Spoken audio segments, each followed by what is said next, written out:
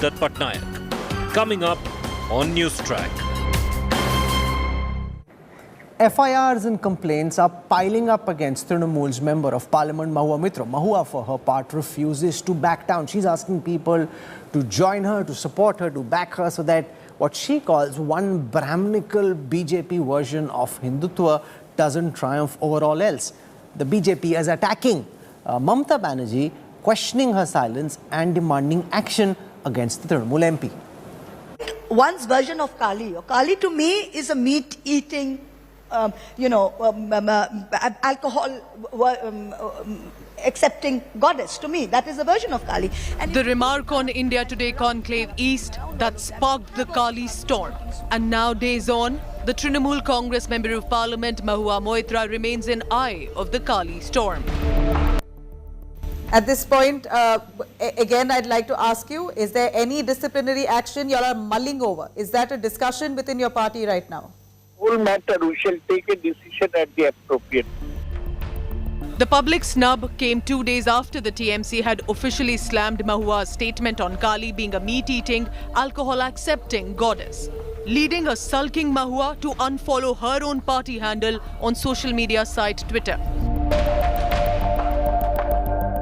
Crucially, Chief Minister Mamata Banerjee offered no support to Mahua officially, while breaking her silence and referring to mistakes made by people. আপনি যখন একটা বাচ্চার জন্য কিছু তৈরি করবেন, আপনাকে প্রথমে বাচ্চা সাজতে হবে, আপনার মনটাকে বাচ্চার মতো হতে হবে, তবেই কিন্তু আপনাকে বাচ্চাকে বাচ্চার মতো শিক্ষা দিতে পারবেন। Protesters seeking action against Mahua were unrelenting. The BJP staged multiple stirs seeking sacking of Mahua, using her remarks to paint Mamata Banerjee as anti-Hindu. केवल ट्वीट करके अपने आप को पल्ला झाड़ने की कोशिश कर रहे हैं, परंतु अभी तक कोई कार्रवाई नहीं की है। दूसरे मामलों में तो 3-3, 4-4 लुकआउट नोटिसेस, 3-3, 4-4 FIR, पुलिस की टीम अलग अलग प्रदेशों में चली जाती है। हिंदू आस्था पर करो चोट ताकि मिले वोट, इस प्रिंसिपल पर चलते हुए महुआ मित्रा को बचाया जा रहा है। যেভাবে তারা চিৎকার করেছিল রূপু শর্মাকে গ্রেফতারির দাবিতে, তাহলে নিজের দলের লোকজন যদি এই ধরনের কথাবার্তা বলে, তখনও তাদের গ্রেফতারি করার প্রয়োজন আছে। আমি এই তৃণমূলের তুষ্টিকরণ রাজনীতিকে ধিক্কার জানাই এবং সমস্ত নেতাকে তৃণমূলের আমরা অনুরোধ করছি যে আপনারা ক্ষান্ত হন হিন্দুদের এইভাবে বিদ্বেষ ছড়ানোর থেকে, না হলে আমরা এই সরকার চলতে দেব না, এই স্টেট চলতে দেব না, দরকার হলে এলাকায় স্তব্ধ করে দেব। But Mahua Moitra continues to hit back, and this time with a poetic jibe, releasing a poem titled "Be Careful, Mahua." But adding to Trinamool and Mahua's predicament, Islamist PFI came out backing the TMC MP, saying the Sanghis are rattled by her courage. Bureau Report, India Today. On the other hand, the Canadian filmmaker of Tamilian origin at the center of this controversy seems to be doubling down, far from acknowledging that her poster has sparked off a big furore and explaining it or trying to apologize to those who may be offended.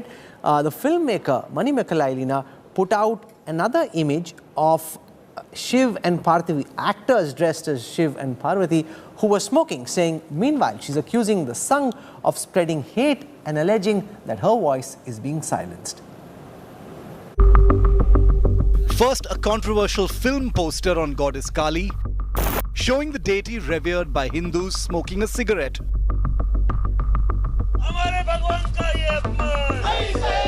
Facing a massive backlash, protests and multiple FIRs, filmmaker Leena Manimekale has remained defiant, combative and aggressive. On Thursday, she came out with yet another controversial post showing a man and woman, folk dancers dressed as Shiva and Parvati, smoking. Her detractors saw red. BJP and Hindu groups held multiple protests. Several BJP netas and activists have sought the suspension of Leena Manimekale's Twitter account for repeatedly insulting Hindu gods and goddesses, they claim.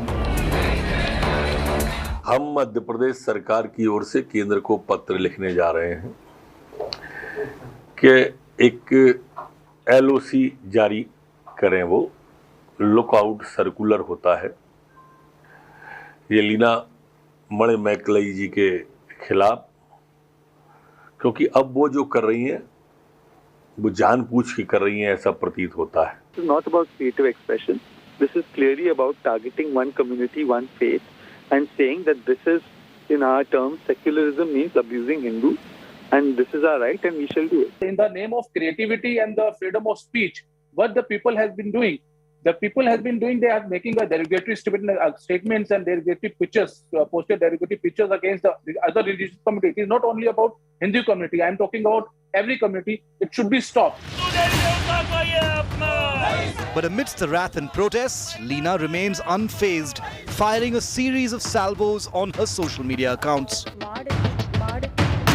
Sitting in Canada, she calls India the largest hate machine out to censor her, terming the outrage against her an overdrive by trolls on the BJP payrolls, unaware of how folk artists relax, and claiming bigotry by the Sangh Parivar can never ensure Hindutva to become India. Has the filmmaker, in her zeal to defend herself, started defaming India and using free speech simply to provoke? Bureau Report, India Today. In the midst of this raging controversy on Ma Kaali, joining me now live from London, the one man who explains Hindu gods and goddesses, our religion, to a young generation of readers and viewers better than virtually anybody else. Best-selling author, director of the Nehru Centre in London, Amish Tripathi. Amish, whenever there's anything happening in the sphere of religion, when there's a controversy to do with our gods and goddesses, you're the one person I think of to try and explain what's going on and why. And it's fantastic to have you with us live from London on the Newstrack. I'm looking forward to this conversation. Welcome, Amish. Thank you. Thank you, Rahul. Pleasure being here. Amish, you would have seen that at the India Today conclave, which we did in Kolkata this week, we had Trinamool Congress MP Mahua Mitro make a comment on Ma Kaali, which has sparked off a massive political storm in India, which I'm sure you're tracking sitting in London. I think this is a good opportunity to reflect on, Ma Kaali as a goddess in the Indian pantheon of gods, and more importantly, this whole fight that we're seeing about people getting offended by comments about our gods, because as I read your books and others, there's so much about gods being liberal, Hinduism being liberal. Now, are we heading into a space where there's less liberalism than there has been so far? So let me start by asking you about the controversy itself. And Mahua Mitro describes Ma Kaali as an alcohol-accepting, meat-consuming goddess, and that's the chadhawa that happens at different temples. How do you look at this entire fireworks that's taking place in the overall picture? Rahul, look, there are discussions that one can have on Hinduism and spirituality. I believe, and I'm sitting in London, but so I'm not tracking it as closely as you would be. But from what I know, the controversy began with some poster in Canada, if I'm not mistaken, where Ma Kaali was shown smoking. To be honest, I don't know what meat eating has to do with smoking. I thought they were two completely different issues.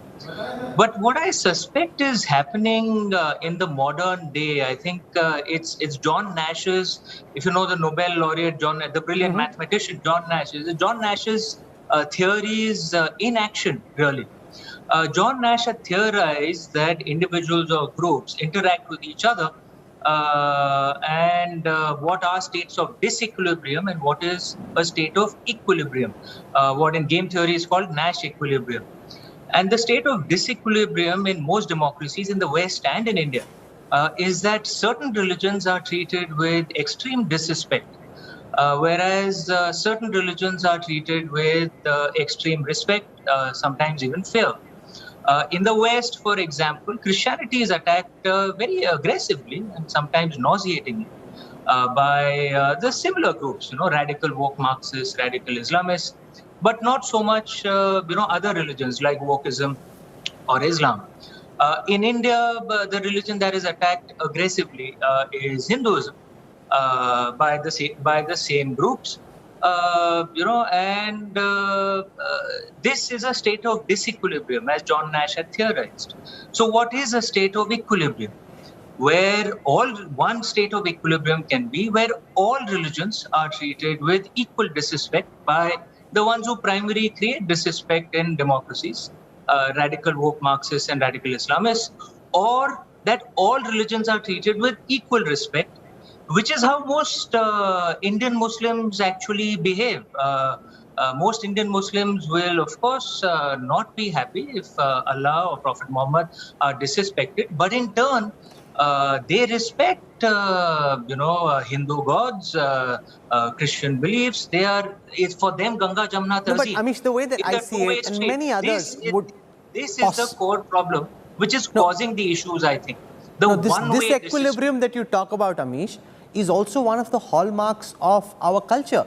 One of the best things about Hinduism is that it's perceived as being a more liberal religion. And when, for example, Salman Taseer was killed because of some apparent blasphemy in Pakistan, most people looked at what happened and said, hey, this can never happen in India because Hinduism isn't like that. With the FIRs, the arrests, people getting offended, many would wonder whether this is seeing our Sanatan culture, our Hindu culture, which so far had been very liberal, become less liberal in the search of the equilibrium that you talk about, Amish. Rahul, John Nash did not talk about morality. He just talked about how humans behave, right? This is not about how people should behave. It is how they naturally behave. One-way disrespect is not sustainable beyond a point of time. Having said that, what is the thing that I would like? What I would like is actually our traditional Sanatan Dharmic traditions of Vada, of treating religions with respect, but yet gently questioning, which was our tradition. There is no need to insult religions or insult gods or insult prophets just because you want to question. That was our Vada tradition. Satyam Bruhat, Priyam Bruhat. Speak the truth, but speak it with love. So, for example, one can question casteism in Hinduism, in modern Hinduism, by using the wonderful words of Bhagavad Gita rather than being offensive. One can question misogyny in modern Islam by using the inspiring example of Lady Khadija rather than being insulting. One can question child abuse in modern Christianity by using the true message of Jesus Christ respectfully rather than being insulting. And that is the Indian way. That is what I would love to see. The only point I'm trying to make, Rahul, is using John Nash's theories. This wonderful world cannot exist as long as two primary groups, woke Marxists, radical woke Marxists and radical Islamists, continue their one-way disrespect, which they are doing not just in India, frankly, but in fact in all democracies, and are creating extremely troubled times. This is all of us who love debate, but in a modern, respectful way. But it's also a reality, Amish, that our gods and goddesses from time immemorial have been interpreted in different ways, in different books, in poems. Let me quote to you what this Canadian filmmaker told the BBC. She says in her film, she champions humanity, embraces diversity. She's talking about Ma Kaali. As a poet and filmmaker, I embody Kaali in my own independent vision. What is wrong with that? Everyone, you in your books, others who've written on our gods and goddesses have their own interpretation of our gods, and there is no one interpretation which is the only interpretation and there be no other interpretation. This filmmaker says, this is my interpretation of Ma Kaali. She's waving an LGBTQ flag, she's smoking a cigarette. What is wrong with it is the question she asks. Two things, Rahul. One is, I don't know that filmmaker nor have I heard a statement, so I can't really comment on that. But there are interpretations of all religions, so even Islam has Sunni and Shias, where the interpretations of the scriptures, from what I've been told, I can't say I've read Islamic scriptures, but from what I've been told, they're different. Christianity has Catholicism, Protestantism, Greek Orthodox, where interpretations are different. So this exists, to be honest, in all religions. And every religion, has beautiful things that can be learned from. Every religion has, has things that could be gently and politely questioned and improved. All of us have that. The problem isn't that. The problem is the modern world that we live in and the situation created by two groups who, and I must clarify that the primary victims of the radical woke Marxists and the radical Islamists are their own people. 80% of the victims of Islamic terrorist attacks are actually Muslims. Most people don't know this. They attack Muslims who they think are not sufficiently pure. You read the Black Book of Communism, the vast majority of the victims of Marxism are actually their own people. So when we push back against these two extremist groups, the primary people we'll be helping are actually Muslims and leftists. They are the ones who are creating much of this unsustainable one-way equilibrium. I'll repeat once again, Ganga Jamuna Tehzeeb can only be two-way. It cannot be one-way. And that is, again, I'm saying it's not about what should be, it is the reality of what ends up But if somebody has a closed door and a closed mind, must we also close our doors and minds? Not keep our hearts open, as has been the case with India so far? Rahul, there are two ways of liberalism. One is, the California way. One is the New York way. The New York way, they're liberals, but they're tough. The Indian way has usually been closer to the New York way. They are liberals, but we are tough. And if there's an unfairness that is perceived, then people will push back. Again, I'm not commenting on individual cases. That would be unfair, because the analysis of that must be done through due process, and if a case has been filed, it must be done by the courts. I'm talking about what's happening generally at a broader level. But let me quote to you what Mahua Mitro says, Amish.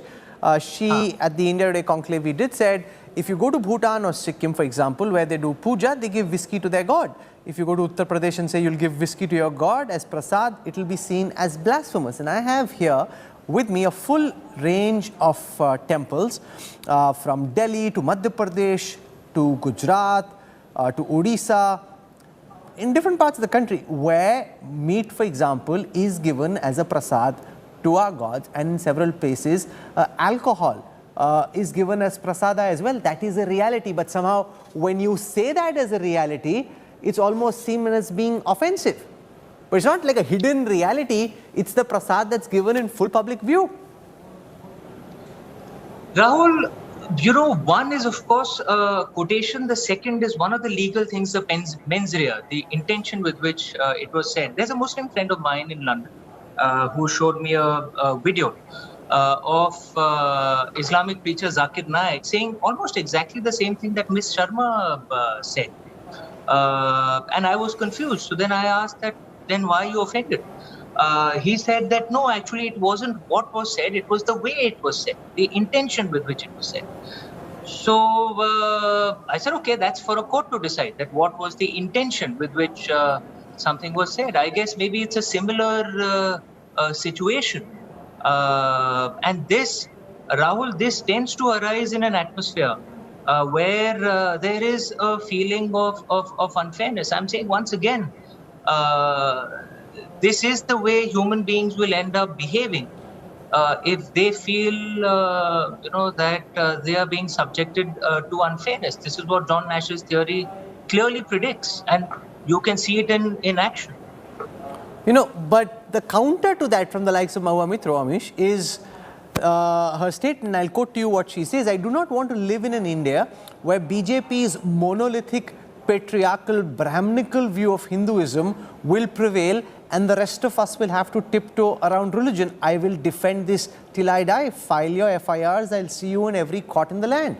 So essentially the idea that there is one North Indian or a BJP idea, a Brahminical idea of our gods and goddesses, and because that party is in power, is that one view of our gods now sought to be imposed on everyone else who may not see their gods like that. For them, giving a non-veg prasad to our gods may just be the way it's been for generations, as is the case with several of our Adivasi communities and many others. Rahul, one will get into Hinduism and this thing separately. That's a separate conversation, and I certainly wouldn't like to comment on the politics of it. But I have to admit, I'm a little confused by the statement because I never support any political party openly or anything, but I'm a little confused by that statement because the Prime Minister is not a Brahmin, the Home Minister is not a Brahmin, the President of India is not a Brahmin, the President candidate is not a Brahmin, but Miss Moitra is a Brahmin actually. Judging by the surname, from what I know of Bengal. So I'm a little confused because she's kind of speaking against herself there. That's interesting. That's a good counter from Amish. No, I'm not trying to counter. I'm not trying to counter. No, I hear what you're saying. I hear what you're saying. But if I may, Rahul, if I may just clarify one thing, that this entire concept of community guilt is something that, again, all of us who are liberal and Indian and follow our traditional ways must counter, because both the left and the right do this to groups that they hate. The left will say that all Brahmins or indeed all upper castes must collectively be held responsible for the crimes of a few among them. And the right wing says that all Muslims must be collectively held responsible for the crimes of a few Muslims. They are both the same. And this collective guilt of entire groups is a Western, Middle Eastern concept, and we must argue against this. This is a highly dangerous concept. Collective guilt towards entire groups, both the left and the right do it, and they use it against groups that they don't like. This is I do not support this kind of approach. We must look at individuals individually for their. I'm not being able to draw you out and get you to reveal what you think about the fact that it is the reality that in several temples, for example, the Bhairav temple in Delhi, it permits devotees to offer alcohol to the presiding deity Bhairav, manifestation of Lord Shiva. At the Kaali Bhairav temple in Ujjain, apart from flowers and coconuts, a bottle of liquor is often offered to the deities by devotees. At the Panchya Dada temple in Surendranagar in Gujarat, devotees come from far to give liquor and some of the bitings to the devotees. This is the same as in the Manaigarh area of Ahmedabad, the Uttareshwari temple in Odisha, Kashi ke Kotwal as well, where chocolate, alcohol, meat are quite dear to the gods who preside over these temples. Rahul, I said again, there are, every religion, there are things that can be discussed, and there's a platform for them. And I discussed that. In fact, you can check my old videos. I've discussed that openly. The issue out here is actually not that. The issue out here is a sense of unfairness which is causing people to react in certain ways. And the point is, unless we address that, for example, I'm a very liberal, peaceful person, but if someone makes Gaumutra jibes, for example, even I get upset that this is, okay, I'm liberal and peaceful, so I will not get angry, right? This is at the heart of the issue that you're seeing in India today, and genuinely for our dharmic traditions and for our ancestors, I wish we can push back against the one-way disrespect that is being meted out by two groups, which is causing much of this chaos. We assume that only Hindus are liberal in India. I am saying it's not true. Hindus are, of course, liberal, as every other religious group in India. It's only in India that a Muslim group like the Manganiyars, who can be Namazi Muslims, will also sing devotional ballads to Lord Ram. It's only in India that Christians will celebrate Diwali as well. The atmosphere does exist. The atmosphere is being spoiled by two groups primarily, woke radical woke Marxists and radical Islamists.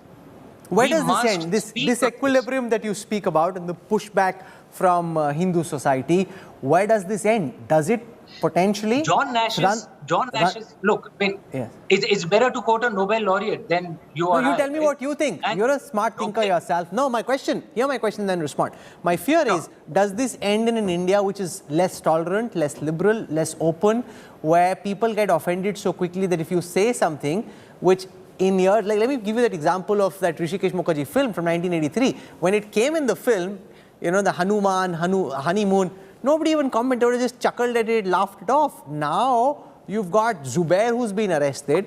There's an ED inquiry which is separately ongoing against him. The police has locked him up. He's not been given bail yet. So does that end up in a more intolerant world? What was just a joke which would be laughed at 83 in 1983 now becomes a criminal offense?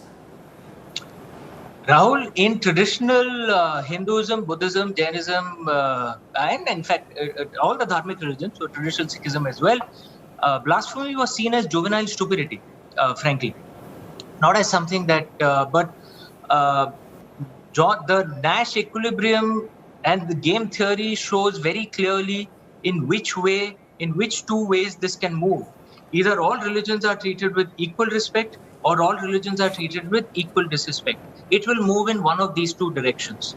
Where it will move, I don't know. I'm not a crystal ball gazer. But what I would like is ideally going back to our traditional ways where we do not disrespect religions or gods or prophets. I gently question all religion, but you'll never find a video of me speaking rudely or offensively of any god of any religion, of any prophet or messiah, male or female. Sure, no, I hear you. That's an important. The intonation, the intent, the delivery is important. That does not mean that we do not question. We question gently, because that's how reform happens, right? That's how improvement happens. I wish we can go back to that, to that way of life. But I suspect that is not possible in any democracy, Western democracies or Indian democracies, as long as these two groups, radical woke Marxists and radical Islamists, keep creating their one-way disrespect issue, frankly. Let's come now to what happened in Udaipur, potentially also in Amravati, where offended by comments made by Nupur Sharma and those who supported her line of thinking, we saw beheadings of a kind associated with the ISIS, not common to India. It's happened, but very rarely and over decades, not in frequent succession. Now, that's very dangerous, where you don't have people who've gone to Pakistan across the LOC, been radicalized by the Lashkar. They've seen videos, they've been once. One of them went once in 2014, according to the investigation so far, to Pakistan, but he's largely been radicalized sitting inside our own community. What does that say to you, Amish, in terms of where we are going as a community, as a country, and this fear of us versus them leading to such brutal outcomes? Rahul, one is seeing acts of such violence not just in India but in many parts of the world, in the West as well, and this is deeply worrying. And this is something that those who speak for religion in all religious groups must speak about, must bring about the interpretations that do not allow things like this, must ensure that unlike what happened with Ilmuddin in Pakistan, that which happened pre-independence in the British Raj era, where Ilmuddin actually became a hero because Muhammad Ali Jinnah and the poet Iqbal turned him into a hero. He did a similar thing actually. This must be combated by all religious groups, and this is unfortunate and extremely unacceptable. Okay, but that leads to then a blowback, because if, for example, Zubair is arrested, then people would ask, why is Nupur Sharma not arrested? So, you made that point that what she said has been said previously. Probably she didn't say it right, and therefore people found it offensive. But that doesn't mean that she get arrested. No, but that's the point. Everybody then starts calling for everybody's arrest. Everybody gets offended at the slightest pretext and starts wanting to arrest the other person. State governments, police forces get involved. And what is a joke in the past then becomes a criminal offense. Rahul, you're proving my point actually, that this is what Nash equilibrium is. This is what John Nash said. There's a reason he got the Nobel Prize, because this is what naturally happens. How do we control this? if the expectation is that one side, for example, Christians in the West or Hindus, Buddhists, Jains in India, will continue, in a situation where they may feel they are being treated unfairly, that is not sustainable. You're actually proving John Nash once again. The point is, what is the way out of this? I wish that the equilibrium is not that we move to a situation of extremism. That would be most unfortunate. Our ancestors told us, Ati Sarvatra Varjait, extremism of any kind should be avoided. I wish we can return to a state where we treat all religions with respect, all gods, all prophets, and we speak politely, but we also question politely, gently. That is the Indian way, and I wish we can revive that. Okay, I've enjoyed this conversation. There are lots to reflect on, think about, no clear answers. But it's important to have heard from Amish Tripathi, got his views on this entire Kaali controversy, and he's given a historical and religious perspective on what we're seeing unfold around us. Amish Tripathi, stay well. Thank you for joining us from London, and hope to have you back again soon, but hopefully not when there is a controversy. We'd just love to talk about your new book or something else that's happening rather than some burning, raging controversy. But thanks, Amish. Appreciate your time. Thanks, Rahul.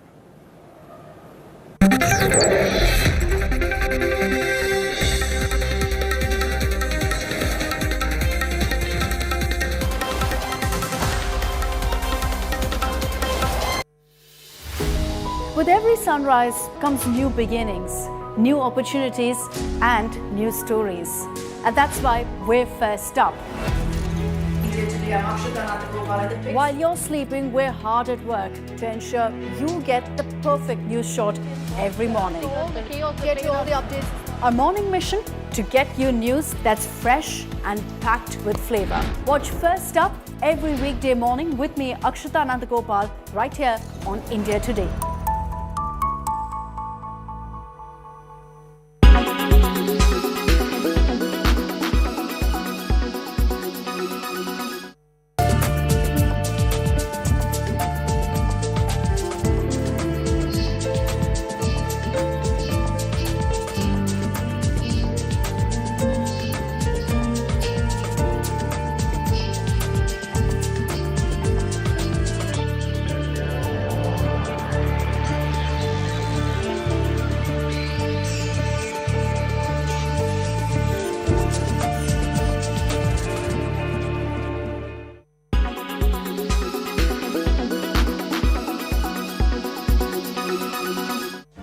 Make your media plan smarter with India Today Live TV on your connected devices. Amplify your brand with 100 million smart internet viewers. To advertise, mail us at sales@aajtak.com. Make your media plan smarter with India Today Live TV on your connected devices. Everyone's busy finding what's trending. You're busy finding out why.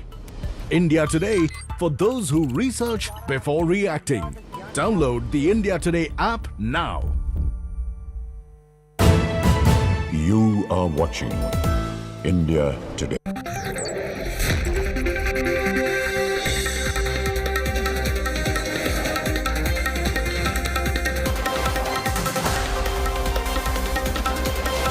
It's a very interesting subject. The myth of India's East, going beyond the divisive binaries of fact and fiction. And it's very interesting because it's really Eastern conclave, one Assamese and one Odia. We'll be talking about the East in Bengal. So it's truly an Eastern convergence. I'll start with a tweet of yours. You have pinned this tweet and you say mythology needs to be differentiated from other types of stories, legends which are political, and fables which have moral agenda. Mythology establishes worldview and hegemony. Rational secularism is based on myth of justice and equality in Islam and Christianity. Now I have two questions. First is, in today's era, where mythology is getting mixed with history, what are the legends or political stories that disturb you the most?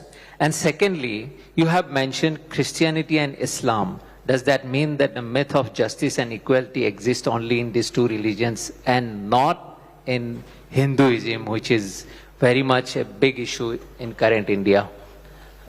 So let's begin with the first question. I forgot. The disturbing political story or legend.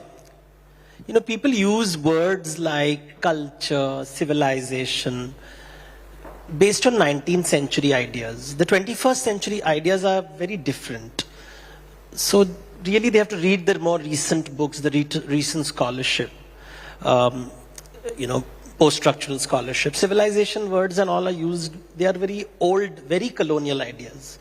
So when somebody uses words like civilization, I said, oh my God, the British have come back. So these are very, very old ideas. They're outdated. Nation state is a tough idea which is crumbling rapidly with the virtual space coming in, with cryptocurrency coming in, with challenging the nation state. So the new discourse is changing dramatically. And talking about, the words like justice and equality, remember Islam and Christianity are based that you live only once. So you live only once, and in this one life, you have to do whatever you do, and at the end of this one life, you'll be judged by God. So God is a judge in Islam and Christianity and Judaism. So Qayamat is a very important concept. Adl, justice, is a very important concept. Sistine Chapel, God is a judge. You will never find that artwork in Hindu art. God is not a judge in Hinduism. God is an accountant. So God, because you live many lives and it's based on rebirth. So there's always a balance sheet that you look at, not a legal system. So it's not based on constitution as much as what do you owe society? What do you owe society? Who is a borrower? Who is a lender? Who must give? Who must receive? That's the conversation. So the traditional Indian model is constantly based on who is privileged, who is not. What does a privileged man do with his life? What does a person without privilege, what can he expect? Swarg, Nark, all these are based on accounting principles. They are not based on judgment day. There is no concept of Qayamat. There is no concept of judgment day in Hinduism. It's not there. But gods have become very sensitive these days, Hindu gods primarily. We just saw recently the goddess Kaali smoking, and it's creating a huge controversy in the country. And goddess Kaali primarily belongs to the West Bengal culture. It's hugely worshipped in West Bengal and Assam and Odisha also. So how do you react to these controversies? Should we chill out that this is freedom of expression, or we should be sensitive to our gods? See, anger is political dividend, right? It's currency. If I get angry, I get outraged, I win votes. So in a political vocabulary, anger is useful. Whether you're really angry or not, even Bhagwan bhi leela karte hain. So this whole game of I'm angry with you and I'm upset with you helps you become powerful. Nowadays, Natya Shastra is more important than Dharma Shastra. So, नौटंकी से राज्य मिल सकता है. पहले ज़माने में युद्ध करते थे. आजकल किसके तरफ आप इशारा कर रहे हैं? सब. We have brilliant actors everywhere. Those who are crying are actors. Those who are crying for justice are actors.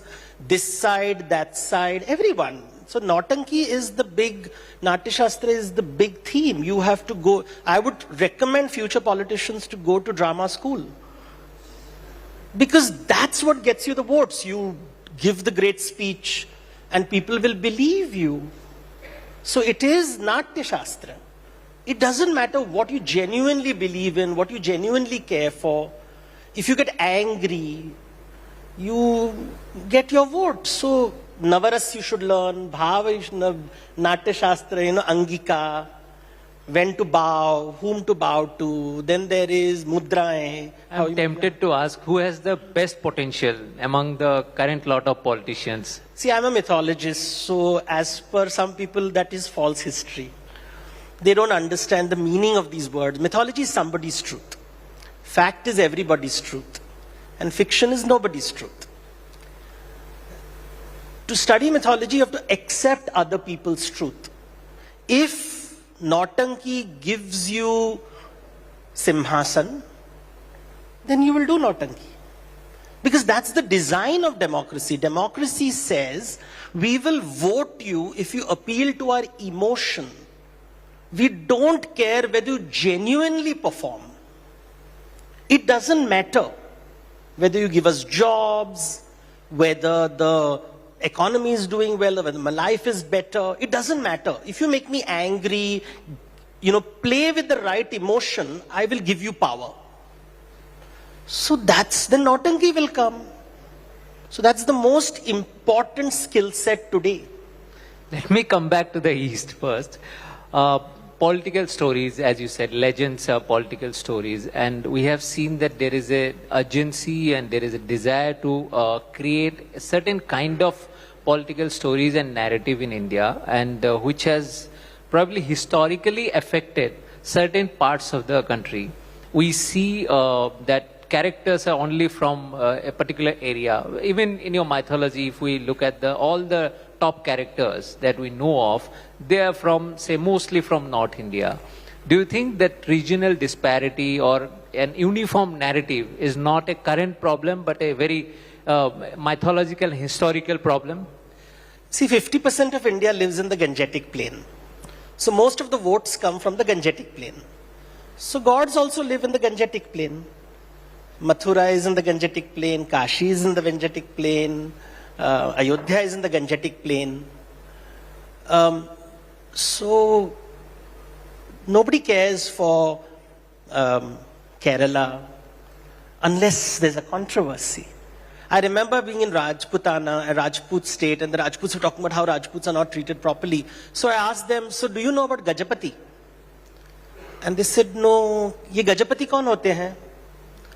So I said, acha, so you expect me to know all the stories of Rajasthan and Rajputana, but you know nothing about Odisha.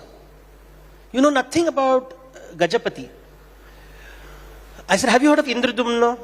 Have you heard of Prataprudra? Have you heard of Kakatiyas? Have you heard of the Pala kings, the Sena kings, the Ahoms? And he looked blank. And a few minutes before that, of course, he was talking about Hindu civilization, Hindu civilization. But Hindu civilization in their minds is Hindi civilization. And even there it is Gangetic. 50% of the votes, no sir. The rest of India don't matter. We will earn money so that they will spend the money.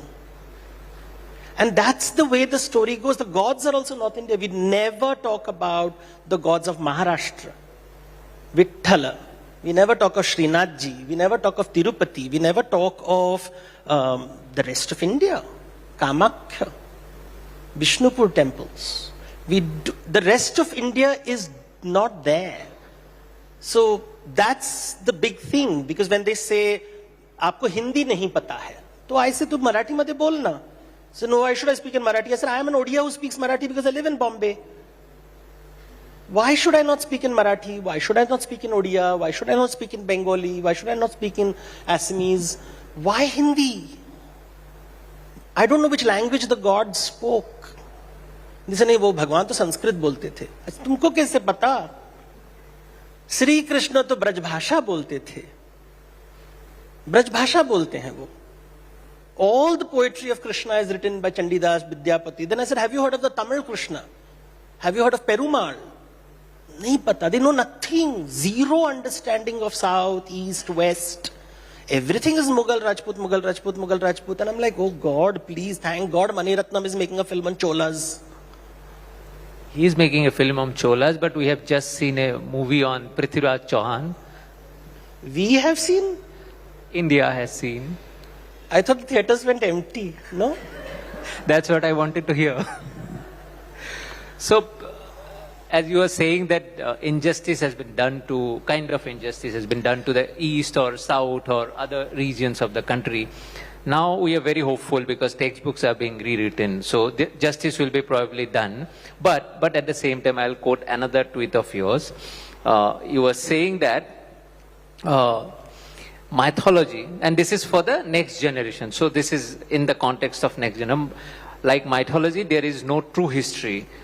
True history is propaganda and false history is mythology. You tweeted this for the next generation. You are saying that in future, for students, this will be the truth. No, so let me clarify, because there are a lot of quotes, and when you write it, people... So step one, I never talk of injustice, because remember, injustice is not an Indian concept.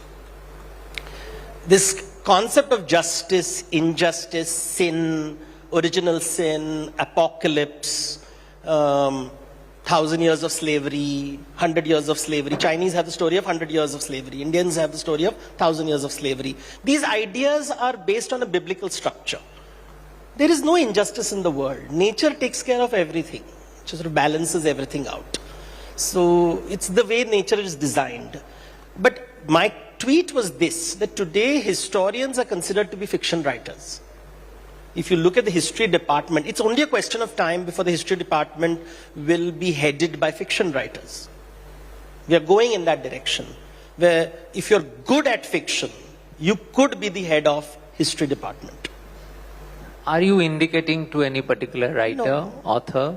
It's an idea. Ideas are far more important than people. As we know, civilization is more important, right? Shabd. So, you are genuinely telling people not to believe scholars. Panditon ki ninda ho rahi hai. Don't believe scholars, don't believe scholars, don't believe scholars. So you'll create a generation of people who don't believe scholars. And they will believe that fiction, and I know so many people who believe fiction as history. And they ask me questions and I'm listening to them and I'm like, Praman, Shabd Praman, Anuman. You know, Praman is a very big concept in Hinduism, if you to understand ki sach kya hota hai. And it's very complex ideas. But you have to respect scholarship. But we are in a generation where fiction writing will soon be the head of history. As a mythologist, I find it amusing because mythology is somebody's truth. It's not everybody, it doesn't based on evidence. It is like whatever you say is true for you.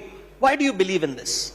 Why do you not believe in this? So mythology does not care for fact and fiction. It doesn't care. It just says, what do you believe in? If you believe there is God, there is God. If you believe there is Hindu Rashtra, there is Hindu Rashtra.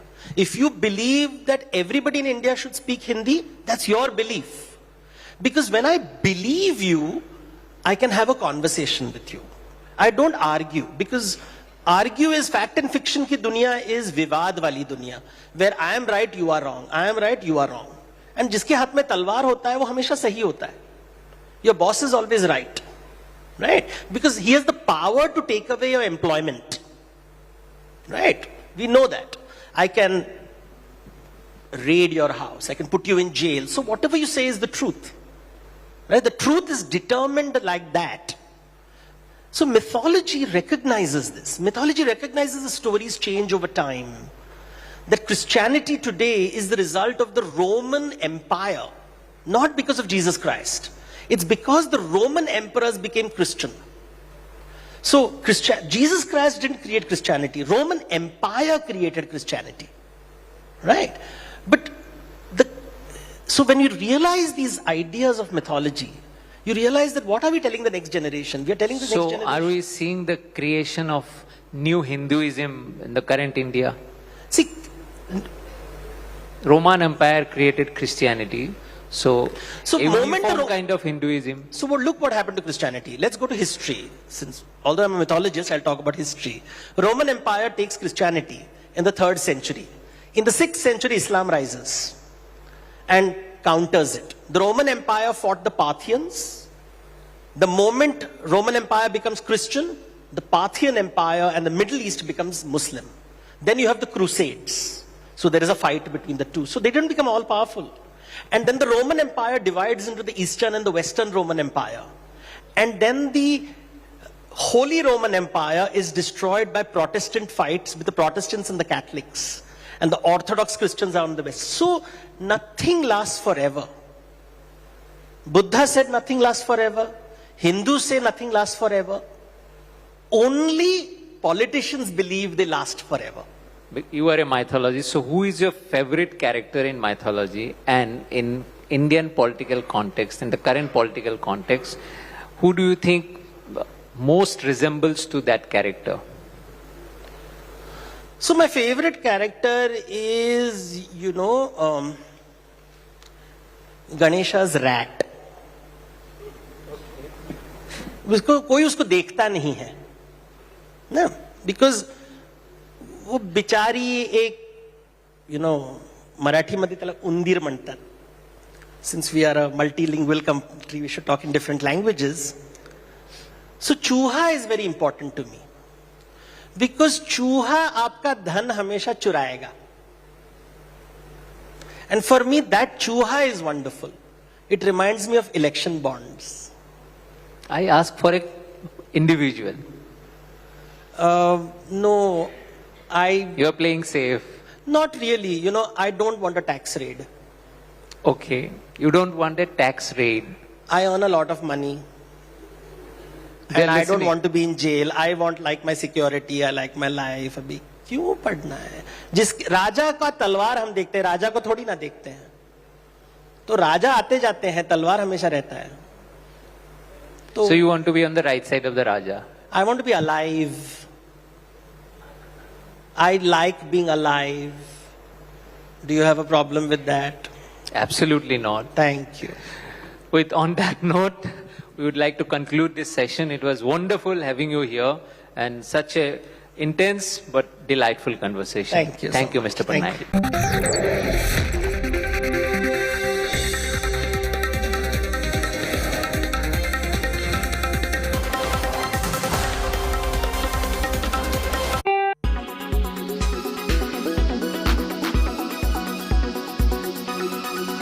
Sex killed a man. Sounds odd, doesn't it? But there is more to this. A 28-year-old man from Nagpur suffered a cardiac arrest and died immediately after having sex with his partner. Cardiac arrest has been a problem, and a problem that many young people are now facing in India for the last few years or so. But for the man who died during sex, there is more to this. The police probing this case has clearly said that Viagra pills were found in the pockets of the man who passed away while having sex. Viagra pills are used to treat erectile dysfunction in men, but these are medicines that are to be taken only on the advice of doctors and with utmost precautions. Some young men are using this pill for sexual stimulation, and these men are often using it without consulting their doctors and buying these pills over the counter. This is what doctors are advising against. Well, this is a most neglected area of cardiovascular practice. In fact, when we discharge patients after treatment of a cardiac disease, we often forget to advise them on when they can resume sexual activity and how safe it is for them to engage in sexual activities. The reason is because these pills have several side effects. One of them is a heart attack, which seems to be the problem this man faced and died after having sex. The police in this case suspect a Viagra overdose is what could have led to a heart attack. Also, experts say that an untreated coronary artery disease could be a reason for these problems to then occur. It can be fatal in strenuous activity, any strenuous activity, even sex for that matter. The prevalence of coronary artery disease among Indians is 21.4% for diabetics and 11%.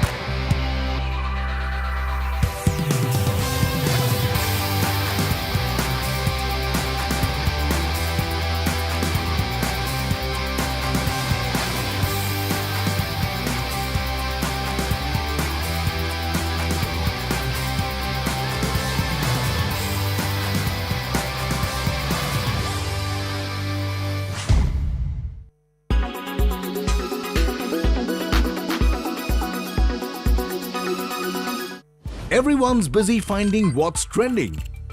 You're busy finding out why. India Today, for those who research before reacting. Download the India Today app now. Make your media plan smarter with India Today live TV on your connected devices. Tonight at 9 p.m. on the news today with me, Rajdeep Sardesai. Falling rupees, spiking inflation. The challenge before the Indian economy remains deep in troubling times. What really are the solutions? Former RBI Governor Mr. Subbarao will be joining us along with other political guests. Also on the show, flood waters in different parts of the country. We'll have ground reports. All that and much more on the news today. So sorry.